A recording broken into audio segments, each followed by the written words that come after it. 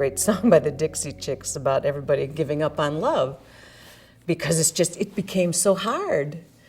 And yet nobody really wanted to give up on it. People like to pretend that women in midlife are not sexual beings, and I'm like really down with that idea. Well, I think the myth about older women and older men is that we lose our sexual drive and we lose desire. Older men think women are not sexually active, and women don't boast the way that men do. So I think older women have been sexually active, kind of keep it to themselves. You know, we have a certain wisdom, we have a certain understanding of who we are as people. I'm not sure it gets easier when you get older. You have other concerns, like bodies. You know, you're having sex even in the nursing home. I mean, you know, you may be 90, and it's still a possibility. We're living with what I believe is a false notion, is that there is a single person who can sustain us through love and sexuality for 50 or 60 years. There is a small group of people who can do that. For the rest of us, we seem to be better at serial monogamy.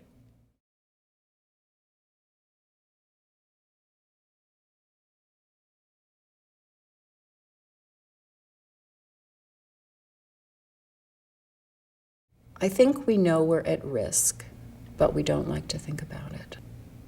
It's uncomfortable to talk about sex. Being newly divorced or separated and hitting the dating scene again, you know, when you don't want to talk about using a condom to whoever it is that you're with. Education is power, knowledge is power. Understanding the risk are important because then you have choices.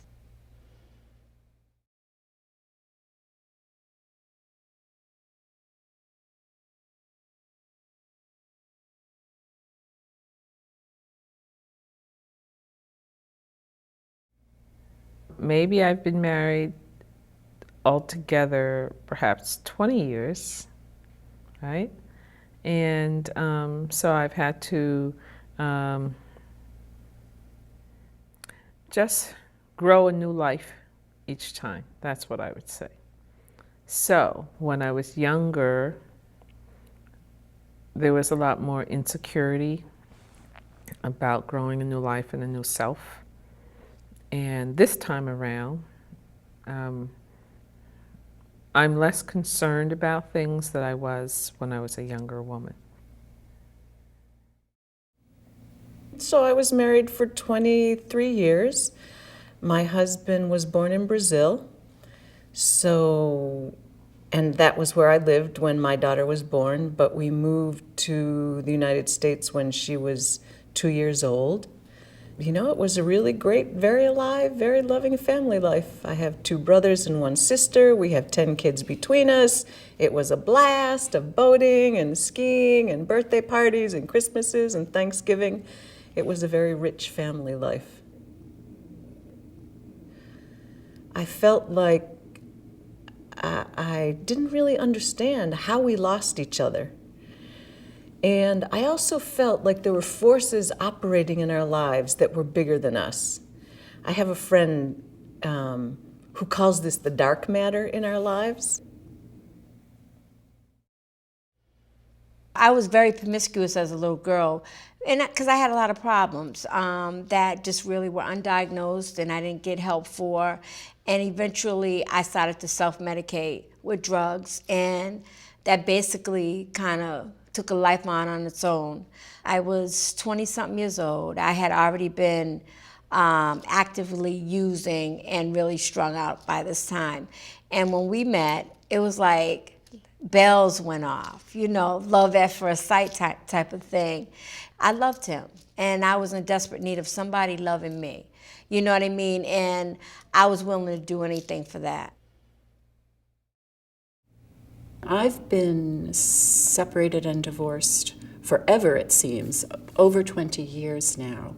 But at the very beginning, I was very eager to put one man between me and marriage. I've also lowered my expectations in terms of finding a great romantic partner. I'd like that, but I'd also like people to do things with, people to learn from, people to sympathize with or share their experiences. So it's changed from where is the knight on the white horse, the knight in shining armor, to what can I learn? Who seems like fun? I was with my husband for a lot of years. And then we broke up for a little while. And then I had an unfortunate situation in my life, and he walked back into my life. And he was my husband. He was my first love. So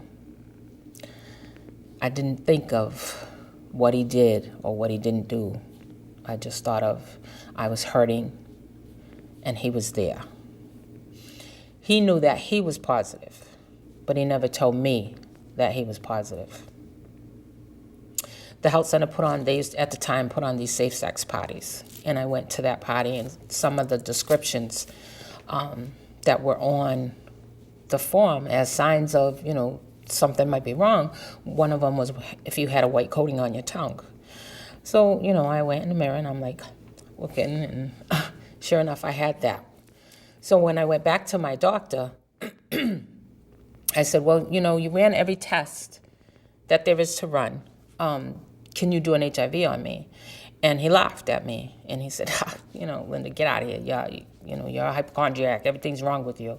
And I said, no. He said, Linda, you don't do drugs, so why would, I said, yeah, but my husband was an IV drug user, and I just recently found that out, and I slept with him. He's my husband. And sure enough, he called me on June 10th, on my 36th birthday, and said, Linda, your test came back, you're HIV positive. Can you come in tomorrow? And I just was devastated.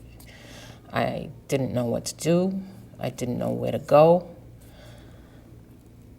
I didn't want to tell anybody.